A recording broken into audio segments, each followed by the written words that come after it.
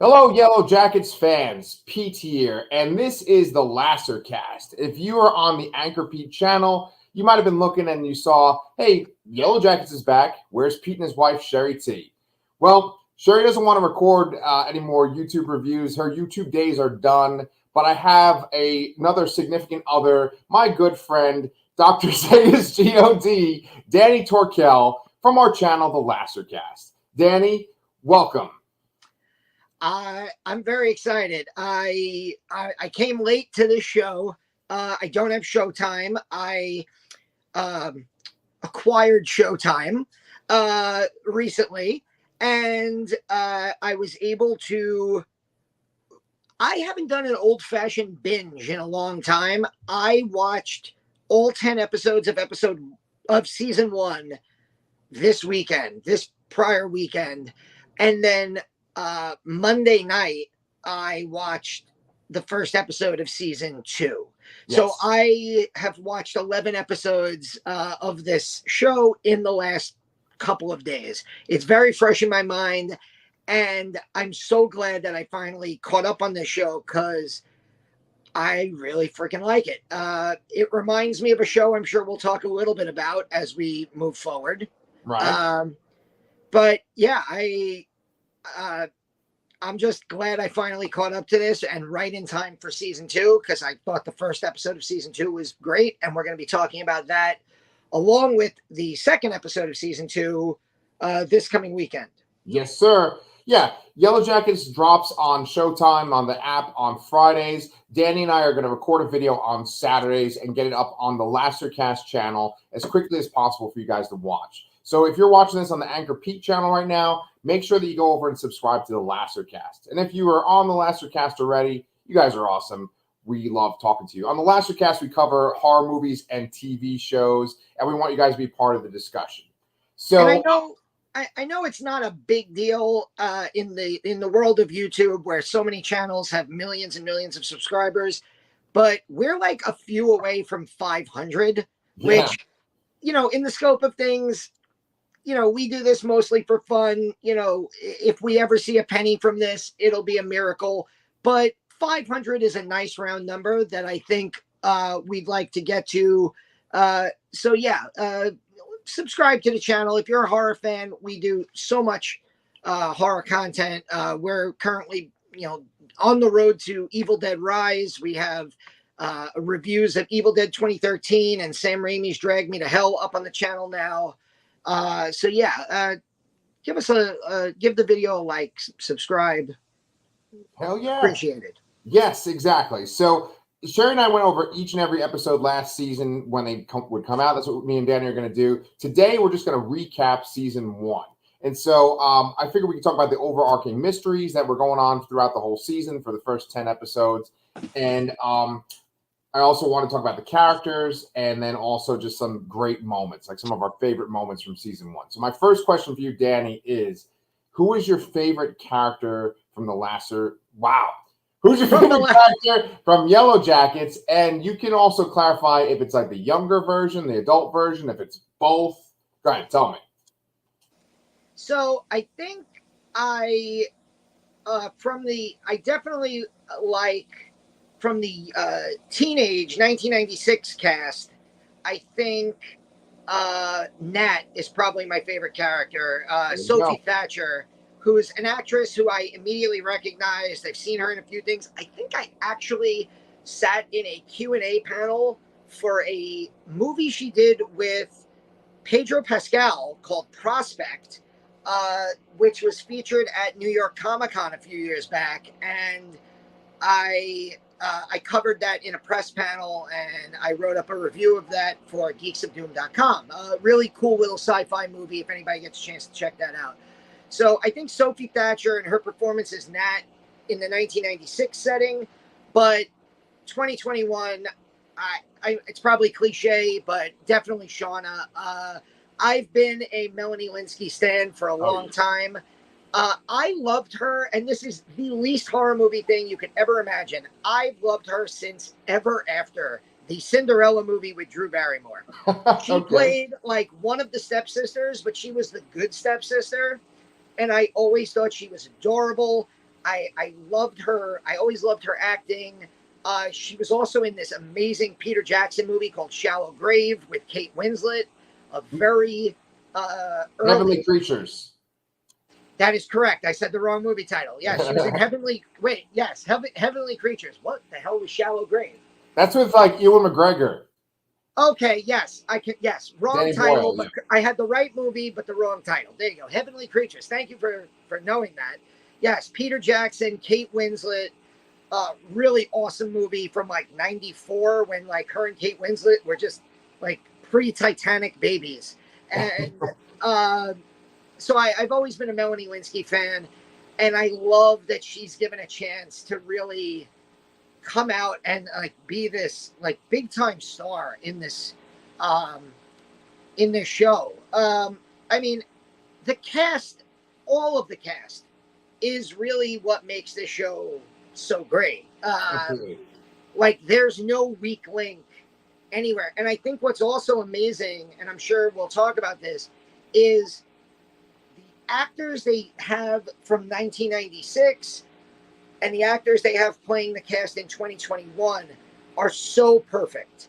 Yes. It's Yes. like the best teen to adult performances. The only thing I can even think of, and of course it's because it's Mike Flanagan, but also because I just rewatched it with Charlotte, is The Haunting of Hill House.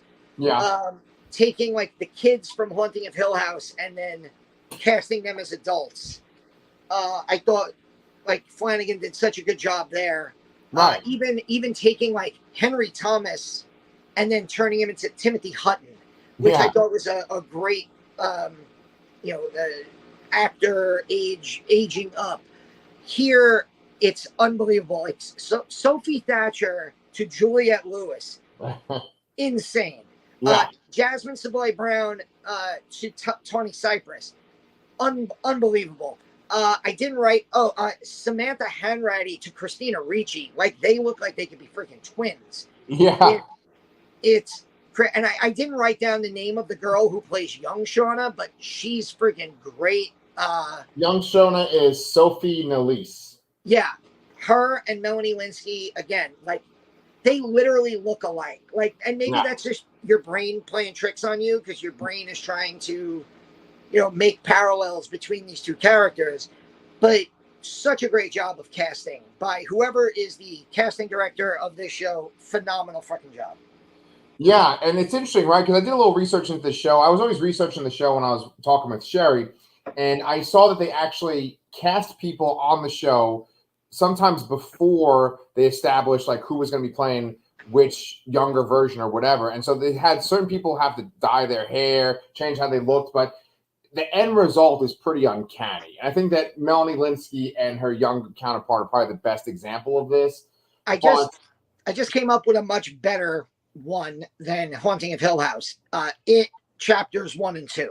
Oh, okay, yes. Where, especially with like Bill Hader playing the adult version of Finn Wolfhard, and Eddie, the actor who played Eddie, like basically picking his actor to play, older Eddie. I think the actress who played Bev, like. Uh-oh. Wow, this is off to a great start. I think Danny was saying something about. Well, go ahead. I think Jessica Chastain to play me, Oh, yeah. You kind of cut out there for a second, but you're back. You're good. Yeah. So the casting is awesome. And talk for 1 minute. Talk for 1 minute. I have to tell something to Athena. Got it. But I always want to talk about the behind the scenes. And I mentioned this when I used to do the show with Sherry too. The show is created by Ashley Lyle and her husband, Bart Nickerson.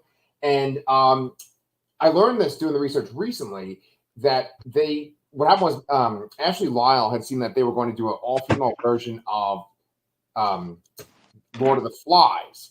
And there was some feedback from that. Like, there were comments and stuff where people were saying, oh, you can't have an all-female Lord of the Flies because girls wouldn't resort to that sort of barbaric way of thinking that the boys would, right? And Ashley Lyle was like, hey, girls can get pretty nasty too, and essentially came up with this show. And I don't know if you know this, Danny, but it's a show where they've mapped it out for 5 seasons, and they don't have it mapped out like, you know, episode by episode, but they have sort of things they want to hit in 5 Okay, seasons. so that makes me feel so much better. Yeah, because I'm absolutely, I know I'm a season late to this show, right. so I am probably the millionth person to make the connection to Lost. Very obvious connection where you have a plane crash, you have time jumps where you explore the backstories of characters, what's going on in the future, and it all centers around a plane crash and the survivors. Lost season one of the greatest seasons of television of all time. I don't think that is in dispute. Yeah. What happens after Lost season 1 is, for me, it was an absolute disaster. Season 2 was so bad that I basically said, I'm going to give it 1 episode of season 3. And if I don't like 1 episode of season 3, I'm done. And I didn't. I quit watching the show. I only ended up going back to the Lost because when I started dating Athena, she was a Lost obsessive, and it became like a condition of my courtship of her where I would have to watch Lost with her. Right. So I ended up binging Lost through DVDs, seasons, 3, 4, 5. And Lost had great characters, but Lost also had great plot points, and like the water cooler stuff about Lost was always like, what is the island? What is the black smoke? What's in the hatch? Why is there a polar bear on the island? Right. What do the numbers mean? It was never, oh my God, let's talk about Sawyer and Kate. No, it was, what are the answers to these questions? And nobody ever answered any of the fucking questions. I don't want to hear anything from anybody. Lost went off the fucking rails, and it was very obvious from the beginning they didn't have a plan. Mm-hmm. So if you're telling me that this show is tracked out and they know exactly where they're going, thank God, because it's going to save me tons of aggravation 4 seasons from now when I'm like, what the hell happened to the coach? Yeah. Well, we should talk about those water cooler moments. I think that's a really great way to make this discussion kind of interesting. We can talk about the individual characters, but let's talk about how they fit into these questions, these overarching questions. And these are questions that Sherry and I would ask every single week. And we had a really great audience. There were people every week chiming in with their theories, and they would point out stuff that Sherry and I would miss. And so I think the main question of the show, and you can correct me if you think otherwise, but I think the main question of the show is, how did the Yellowjackets team devolve into a cannibalistic cult? And like follow-up questions to that are like, did they actually become cannibals? And then did they murder the teammates to eat them? So right away, when you start off the show, you have this opening scene, this prologue scene where we're in the woods. It's after the crash. It's a while after the crash at this point. And you see a girl running, and she falls into a pit. And then you see a bunch of costumed characters eating, meat. And so the assumption is that girl was murdered, and now they're eating the girl. Is that what you still believe after watching season 1? Oh, absolutely. Yeah. I actually read an article right before you sent the link. The article was published on HuffPost by Candace Frederick. Okay. I want to give her credit for it. And basically her thesis, or her general question was, where's the cannibalism? And as a critic, she was able to watch, I think they gave critics the first 6 episodes of season 2. Okay. So, I'm not going to give any spoilers. She didn't give any spoilers. She mentioned Elijah Wood and Lauren Ambrose are on the show, but that's public knowledge. Like, they're on IMDb already. Right. And they tease that. Yeah. But one of the things she said is that season 2, and I'm quoting her here, she said season 2 addresses the 2 main areas of concern for her. Now, I don't necessarily agree with these things, Okay. but she said her two big areas of concern in season 1 were the thinly written characters, which I don't agree with, and Bullshit. the awkward flirtation with genre. Okay. And her point was they set up a bunch of cannibalism and horror tropes in season 1, but then every time you think they're about to pay off on them, they dart back to 2021. Or every time they're about to pay off on something in 2021, they dart back and they focus on, Nat and Travis's love story, or, Shauna and Jackie. Jackie's relationship, or something like that. And they never go fully into the genre or the horror of this show. And I messaged you as I was binging it. I was like, this is definitely like, there's like, I remember when I asked you, like, should we cover this maybe for the Lasser cast? Yeah. Because it certainly seems like there's a lot of horror elements to it. And you were like, oh yeah, we could definitely do that. And like, right off the bat, like the first scene of the first episode is like a group of cannibals who set a trap for somebody and then eat them. Right. And so, I do think it obviously, and the first episode, which we'll talk about season 2, you see Shauna eat the ear at the end, Jackie's ear. Yeah. So I think it's very clear we're going into cannibalism. They spend 19 months in this place, which means they're going to have to survive multiple winters, months and months of cold and snow, and they already are making, there's the bear. There's that weird bear that stumbles out, and Lottie just walks up. Lottie is an amazing character that does not get enough screen time in season 1. Yeah. And I think appears to be maybe one of the focuses of season 2, which I'm excited about. Yeah. But then there's also that amazing scene where they kill the deer and they open the deer up, and it's like rotted from the inside, infested with maggots, and you're like, oh fuck. So even the food that they are catching is not edible. Right. So I definitely think there is and then when you look at the 2021 stuff, there's so much friggin' grisliness in there. Like Shauna murders who might end up being an innocent person. We don't really know 100%. Yeah, we don't really know 100% if he's innocent or not. Certainly seems like he might have been innocent once all the deets are revealed. Yeah. Then there's Thaisa's weird shrine in the the crawl space of her basement house, where she keeps her dead dog's head. Right.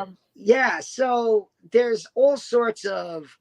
And then there's fucking Misty, who is an actual psychopath. Oh, Misty, I was waiting for when we would hear her name on this podcast. We're 18 minutes in, and we've not said Misty yet. It's kind of crazy.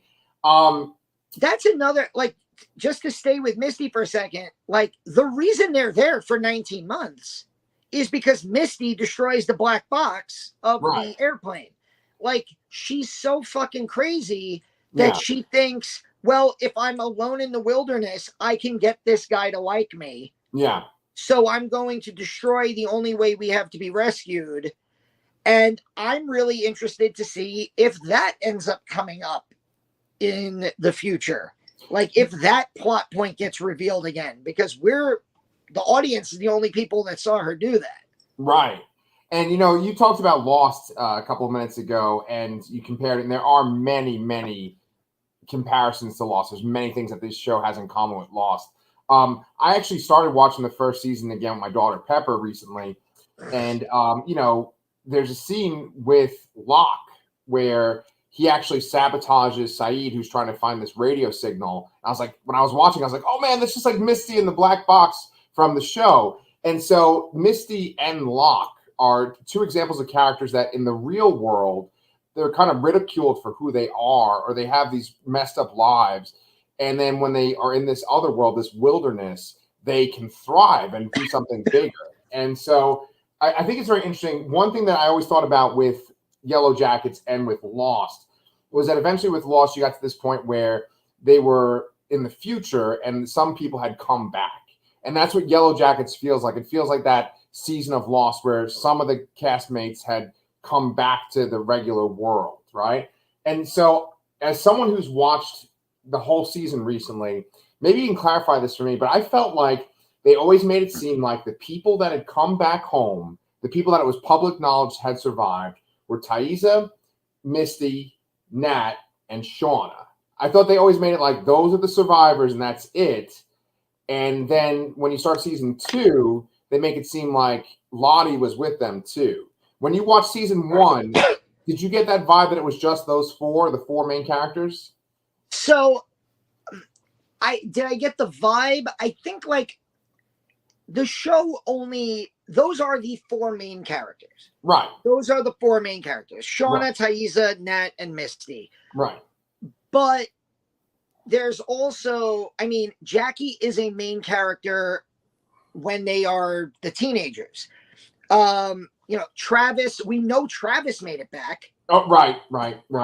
So we do know that Travis makes it back.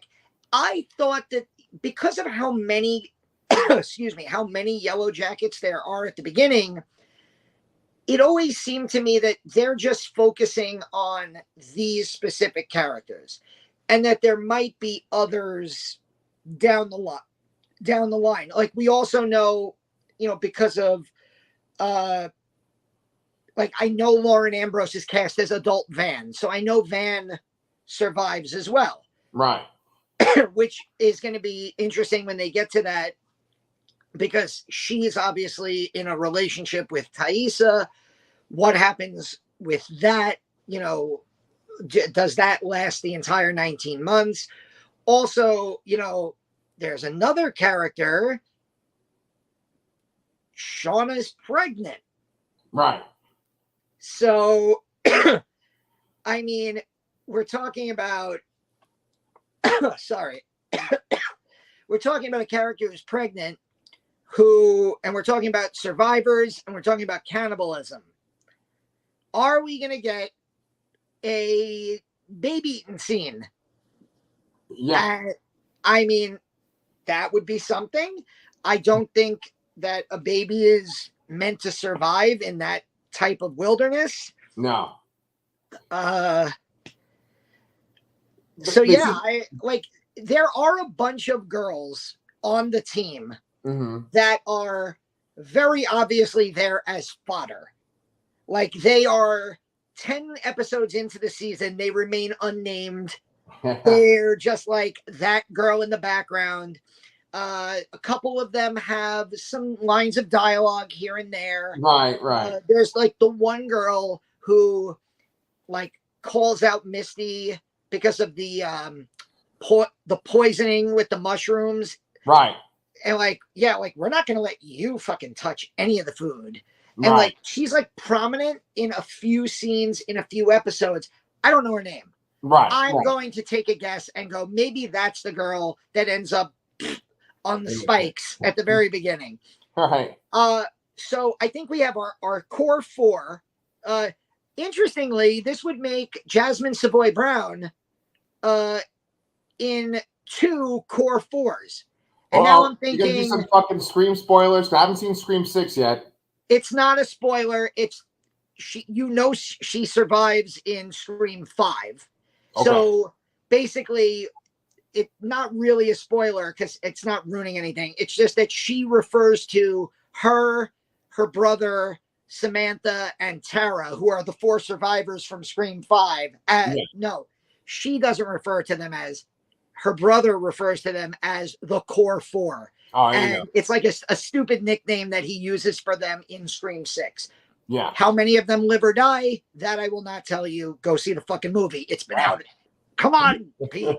But yeah, it is interesting that I'm watching this now after Scream, 6. Yeah. And she's basically in 2 core 4 groups because it's, obviously it's Shauna, Taissa, Nat, and Misty. But we do know that Travis makes it back, even though we never get to see him alive in this season.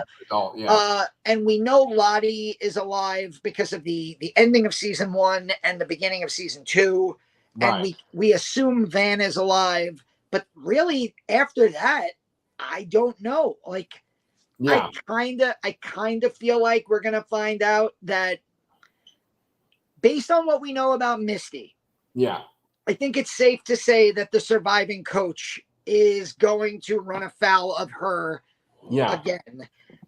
She's already poisoned him several times. So I think, I happen to like him as a character. Me too. But I think that the writing might be on the wall for him. Or maybe the symbol is on the wall for him. Well, and there are, it's horror movie 101.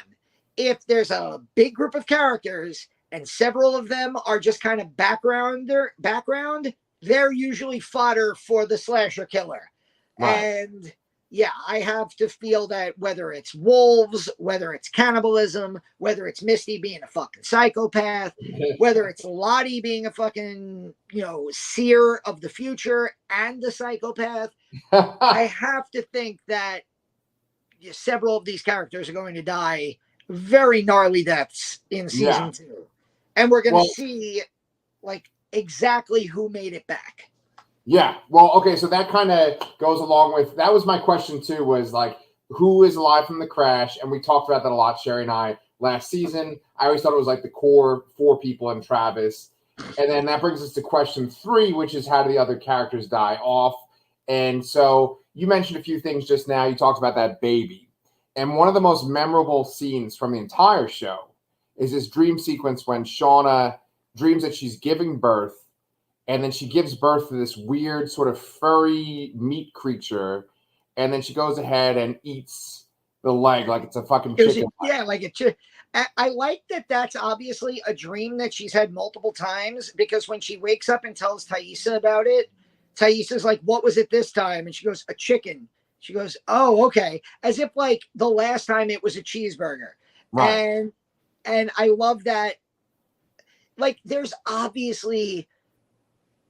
like, again, like, feed it, like, this is where, like, I don't know if I would even say that there's this, going back to that article I read on HuffPost, I don't know if I would even call this an awkward flirtation with genre. I think it's a very clear horror elements in here. There's a cult of some kind. There is some kind of supernatural something going on.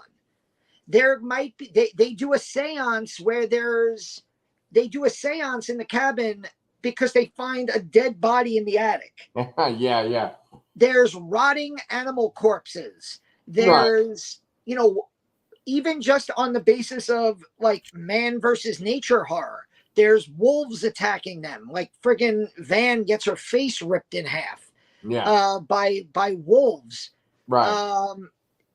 There's so many horror elements. There's the whole idea, like we talked about, Taissa's childhood, where she sees that man with no eyes. My fucking God. Then there's her whole story where her son is like haunted by the bad woman in the trees, which we find out is Taissa, and that's something that's happened since the plane crash. So there's so many horror elements and things that either are supernatural or feel supernatural. And from the very beginning of this channel, I've routinely said cults are scary. Yes. And whether they are like an actual cult, the next thing I watch on Netflix is going to be the 3-part Waco series that they just dropped. Oh boy. Because that was like one of the founding parts of my freaking childhood that I remember, like the whole David Koresh thing. Cults are freaking scary, whether they're real life or whether they're supernatural, whether they're demonic. There's It's why I don't hate Halloween 6. It's why the first movie we reviewed for our channel, 1BR, it's why I love that movie so much. Right. And yeah, and there's so many elements of that in this season. Yeah. One thing that I want to just we were talking about these questions that you and Sherry would have watching, Yeah. like who survived. I feel like it's a testament again to the creators, the writers, and the directors and the actors. So many shows like this, you go 10 episodes and you don't even answer a simple question like who survived the plane crash. Yeah. You're going to be like, what the fuck? Come on. Yeah. But it didn't bother me. Like, I liked that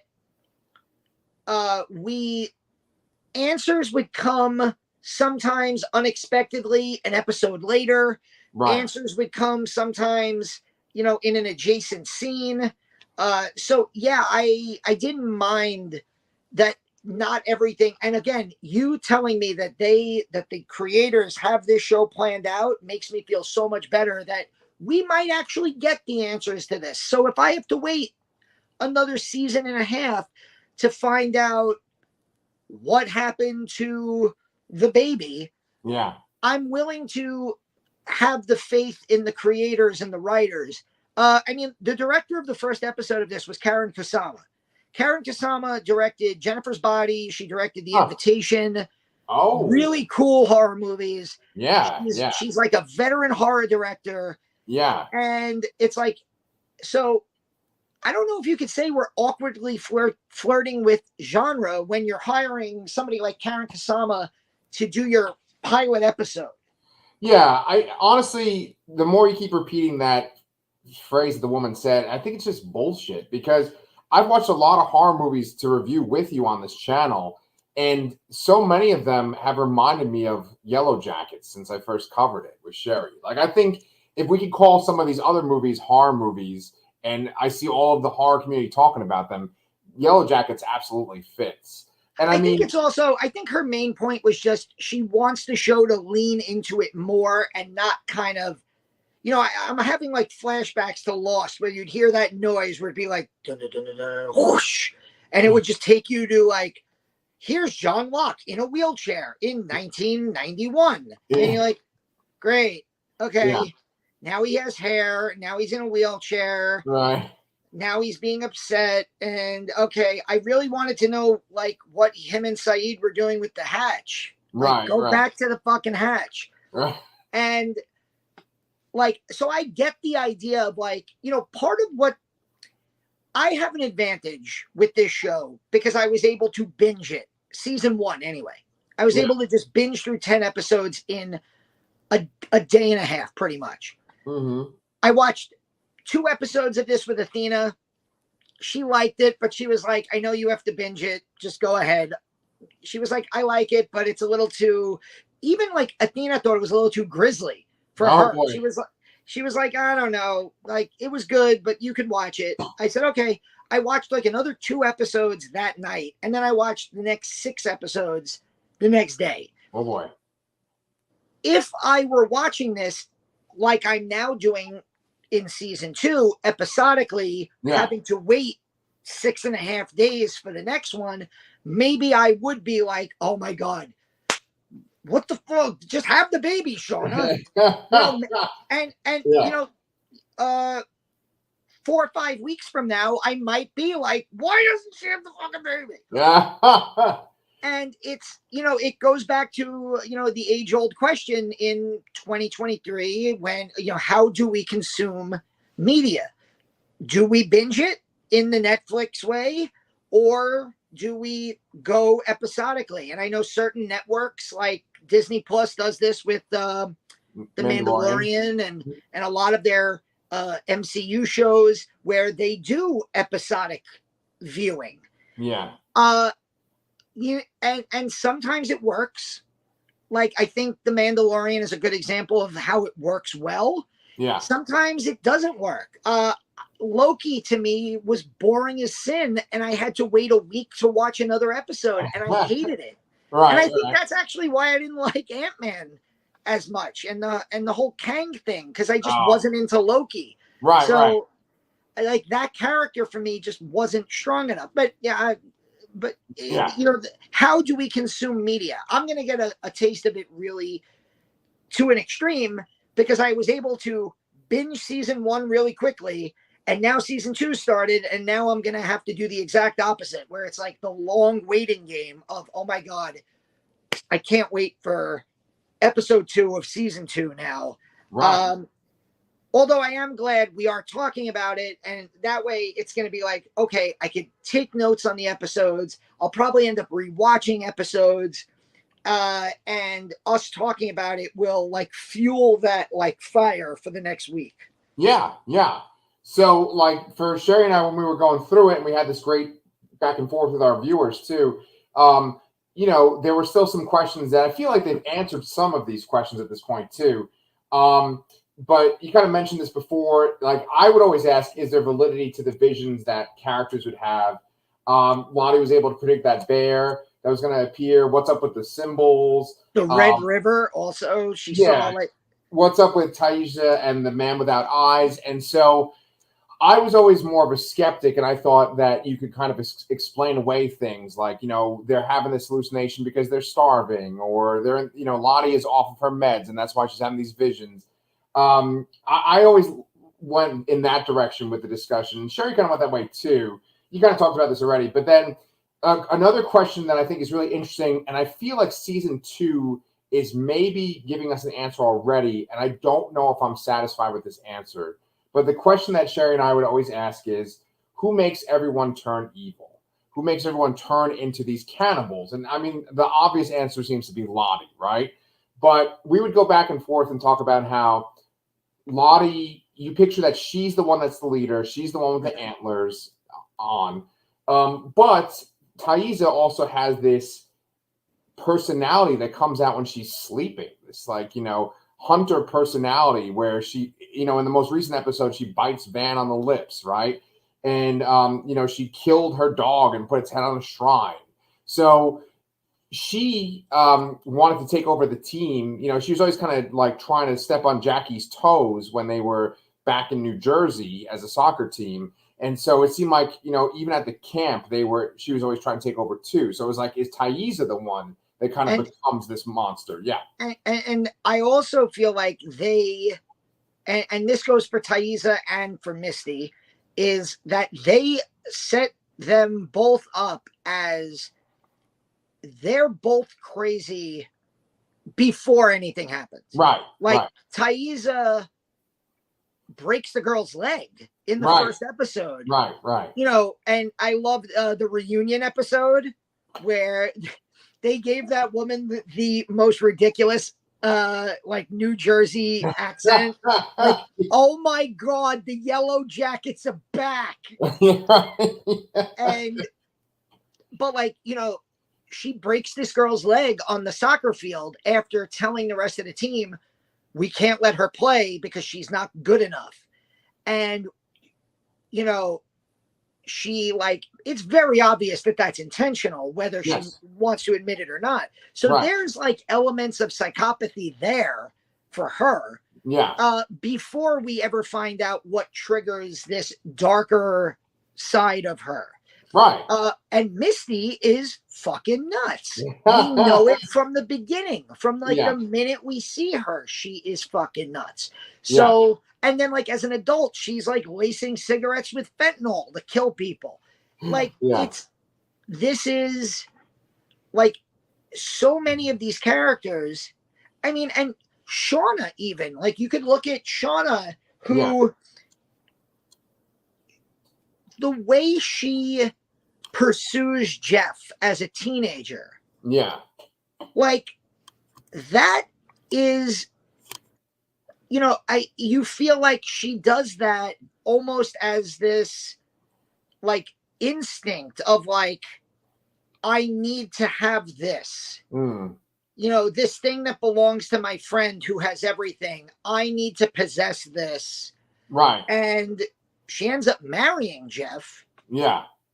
Which is also like, as I'm talking, I just keep thinking like the baby that she ends up having in the woods whenever she has it, does Jeff ever find out about that? No, I don't. Yeah, I mean, well, no, we don't know yet. Yeah. And that brings up question number 6 that I wrote down, which was a big discussion for the first season, but they do resolve it by the end of the first season, which was who was blackmailing the survivors. And so we see that Jeff was the one that was blackmailing the survivors. Yeah, I want to shout out Warren Cole because, like, season 1, like the beginning of the season, he's just kind of like this throwaway, like, loser husband character. And then you think he's cheating on Shauna. And as the season goes by, he grew on me so much, and their family dynamic grew on me so much.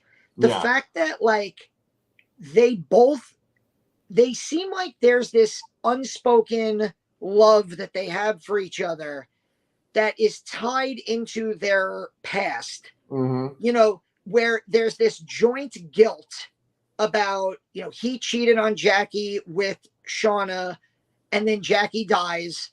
So he never gets to, like, resolve that. Like, they go to dinner with Jackie's parents. Yeah, that's another memorable moment. Yeah.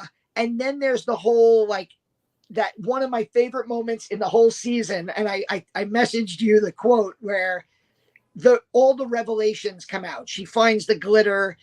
He admits that he is he's the guy who was blackmailing them, which leads her to bring up Adam, which leads him to bring up Adam, which leads her to just blurt out that she murders him. Yeah. He's seemingly totally fine with this. Yeah. And, like, it kind of turns him on that his wife was cheating on him. Yeah. And that she murders the guy, and they cover it up together. Right.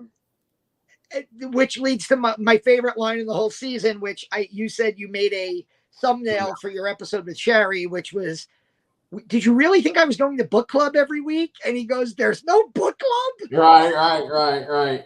Classic. Yeah. Great stuff. So, yeah, the actor Warren Cole, one of the few men in this season who I think does such a great job. All the, you know, again, the entire cast is great. Like, the guy who plays Travis, young Travis, was really good. Yeah. You know, and you really feel like the tension between him and Nat as the season goes on. Yeah. We brought up the coach who's, you know, left with one leg after the crash. Right. Like him as a character as well. Yeah, it's just a smorgasbord of great acting throughout. Right, but, you know, you brought up the men just now, and the thing is, I think that the show needs some credit for having such an excellent female cast. I mean, the majority of the show is a female cast, and everyone is excellent on it. You know, we haven't even really talked about Juliette Lewis being on the show. I think she's probably the biggest star besides Christina Ricci on there. And it's funny because Sherry and I talked a little bit about this behind-the-scenes panel they had at Comic-Con before the show actually premiered. They showed the first episode to the audience, and then they took questions, and the whole cast was there. Like, you'd have the teenage version of the person and the adult version. They were sitting in front of each other, right? And Juliette Lewis seemed pretty upset, and she even kind of, like, walked off before the show ended. And so we were thinking that maybe she was not happy with adult Nat. And so that was another question that I had that was sort of a behind the scenes question of, did they maybe change Nat's character this time around to make Juliette Lewis feel better? Because she even made a comment of, like, how Nat is not really a good person at all as an adult. And she seemed like a pretty miserable person. And that brings us up to the last question that Sherry and I would always ask. And this is a question that has not been answered yet, which is, who murdered adult Travis? Like, we all know it's a murder. And so it's like, did Lottie and her followers murder Travis? Did Misty murder Travis? You know, is there some other person that murdered Travis? Like, who would have done that? And so by the beginning of season 2, we haven't gotten that answer yet. Yeah. They heavily suggest the last thing you hear in season 1 as she's being kidnapped is that former sponsor of hers saying, who the fuck is Lottie Matthews? Right. So it kind of makes you go in that direction, but Right. it's not explicitly announced. And you look at, Misty, and you think Misty seems like she could be playing multiple sides.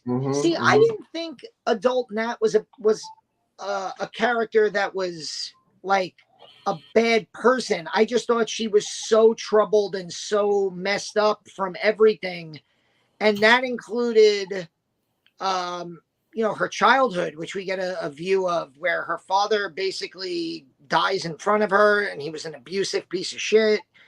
So you have all of that stuff, and obviously she ends up on drugs.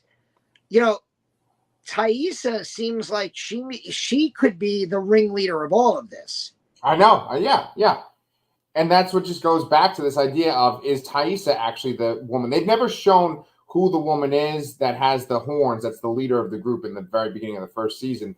And so you're led to believe that it is, Lottie, but it could be Thaisa. It could be someone else too. That's what's so intriguing about the show, and that just keeps us going on. And there's a couple of other characters that we haven't mentioned that have interesting fates too in the show. There is the very religious girl. What's her name again? Oh, Laura Lee. Laura Lee, and then there's that moment where she's gonna go try to rescue them with the plane, and the plane blows up. But also, that's where, again, there's this supernatural element, because they could have just done, okay, there's a technical issue with the airplane. They set her stuffed animal on fire. Yeah. As if to say, what do you, you think you can leave, Yeah. So that whole aspect made me feel like, you have this religious person who thinks God is going to rescue them, and her stuffed animal goes on fire, triggering the plane crash that kills her. Right. So there's that aspect, and she's the one who does she baptize? Lottie, right? Lottie, yes. Yeah. And I mean, so I agree that there's this weird stuff that's always like, oh, is there more to this? Is it something supernatural?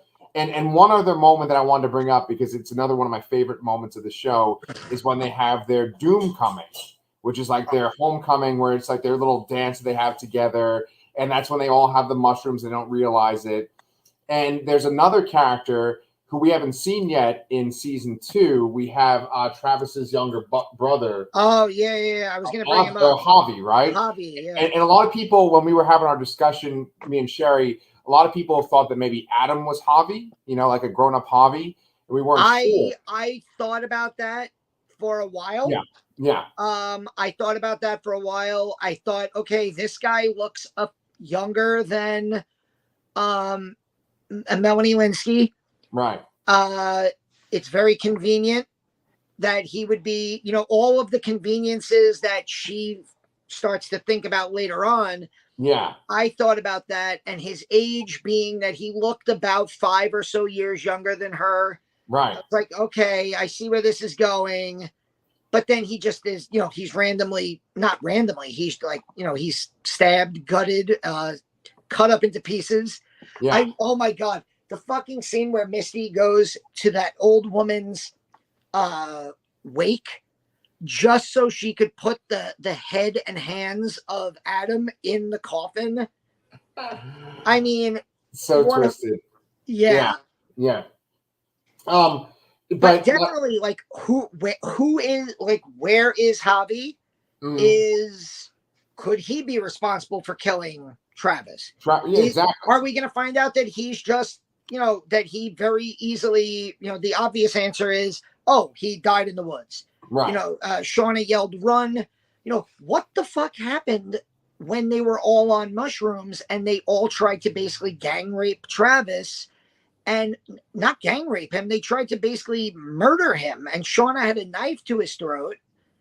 And they were going to slaughter him and basically eat him that night. Yeah. Well, that's the whole thing. When you watch it in real time, where there's weeks in between, you're sitting there thinking, okay, is this sort of that moment where things shift? Is this the moment where things change?